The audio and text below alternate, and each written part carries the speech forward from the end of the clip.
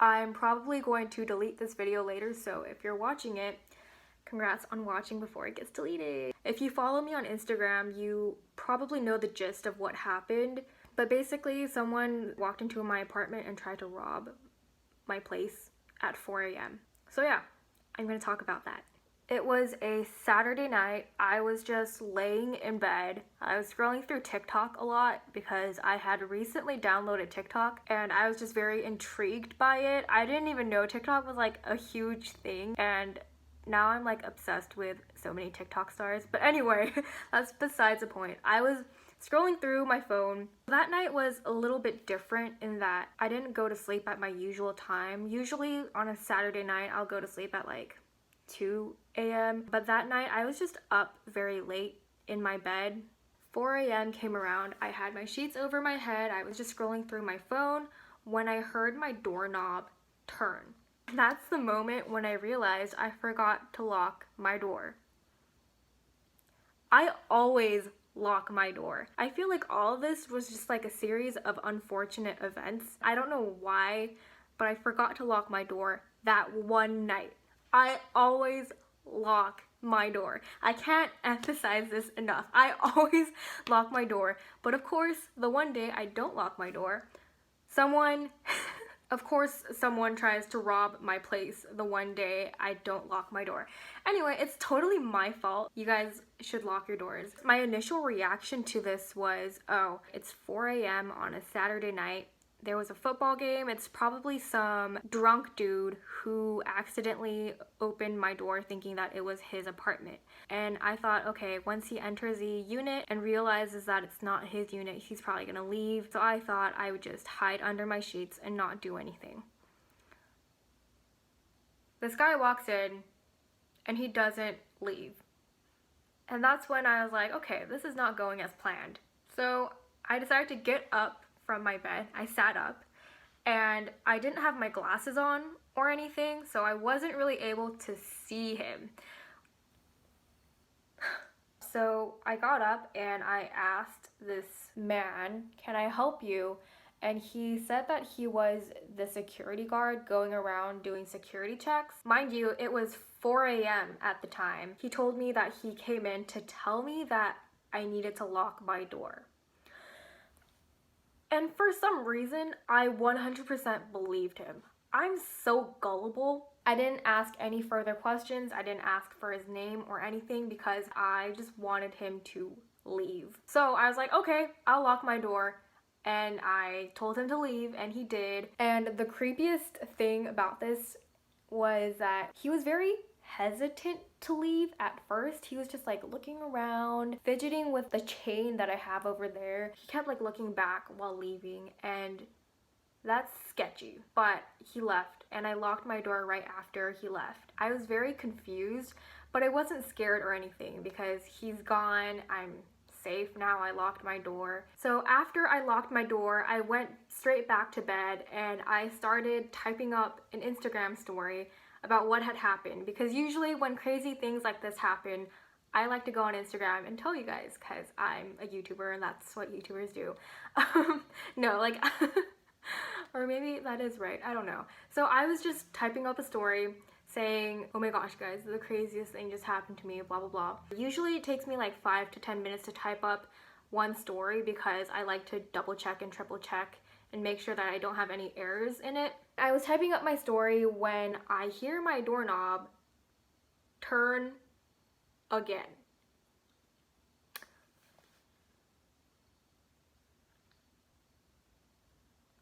That moment I heard my doorknob turn a second time, it was just terrifying. I don't even know how to describe my feelings. Like, it was terrifying.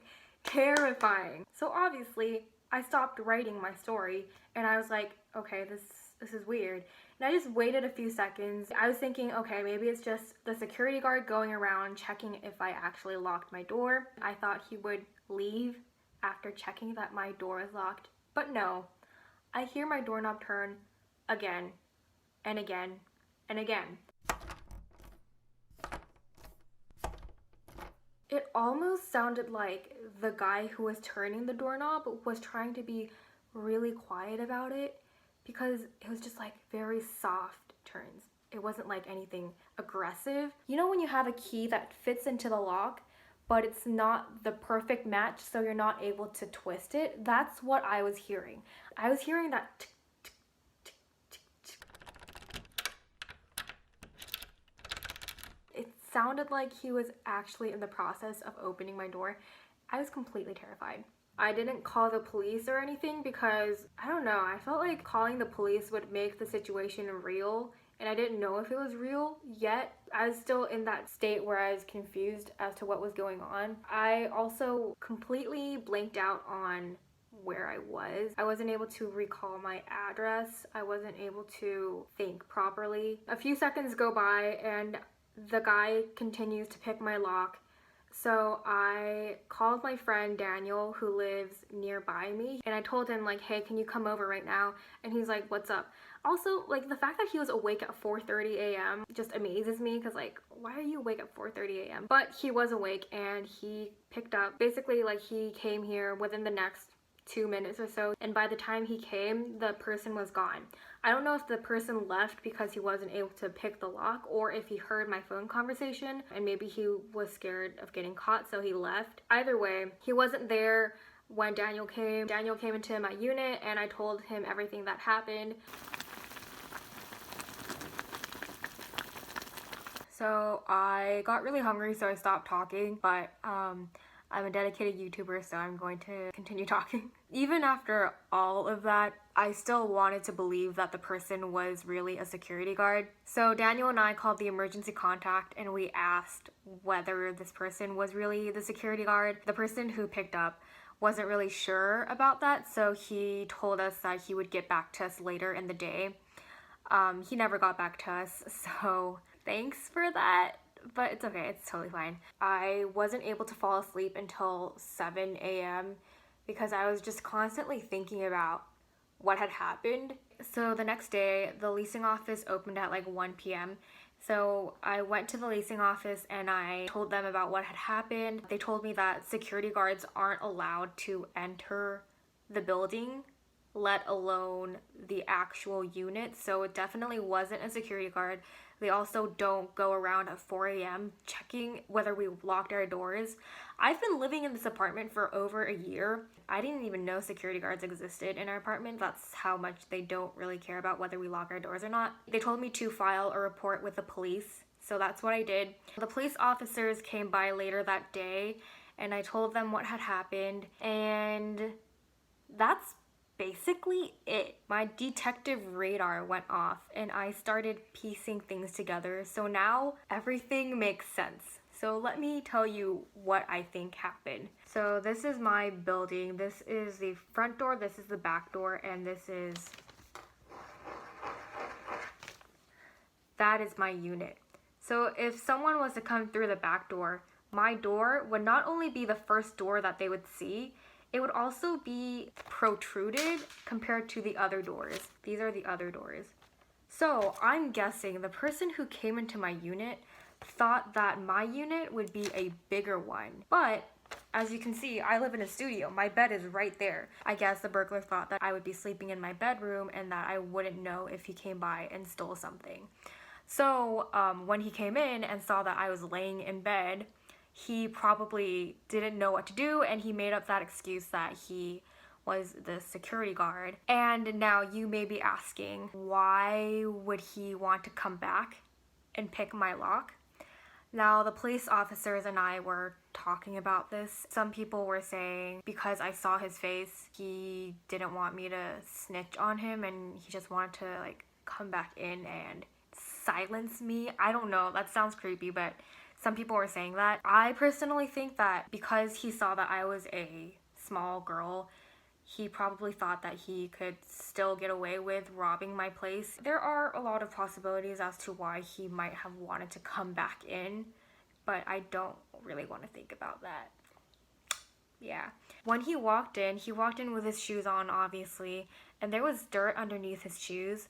So when I went to lock my door, I was able to feel a lot of dirt underneath my feet. And that's a dead giveaway that he entered through the back door, because near the back door, this area is the only area that actually has dirt. By the front door, that's where all of the gravel is and the cement. So it's really unlikely for dirt to be on his shoes if he only came in through the front door.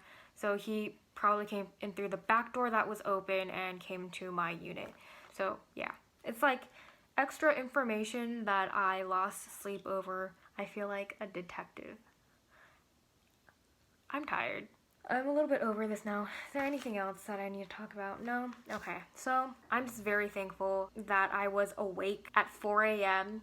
scrolling through TikTok. If I was asleep, he could have definitely stolen something. One thing that kind of annoys me about my apartment is that whatever happens to me, I feel like they always try to make it seem like it was my fault. I mean, yes, it was my fault that I didn't lock my door, but it's your fault that you didn't fix the back door, because that's how they came in.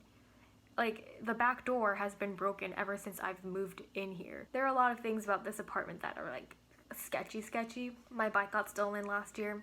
My friends got me a bike for my housewarming party, and it got stolen a week after I got it. I will never not be bitter about that. Well, I hope you guys enjoyed.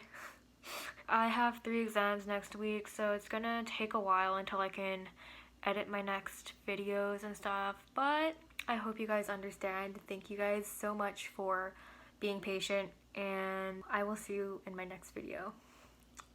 Bye!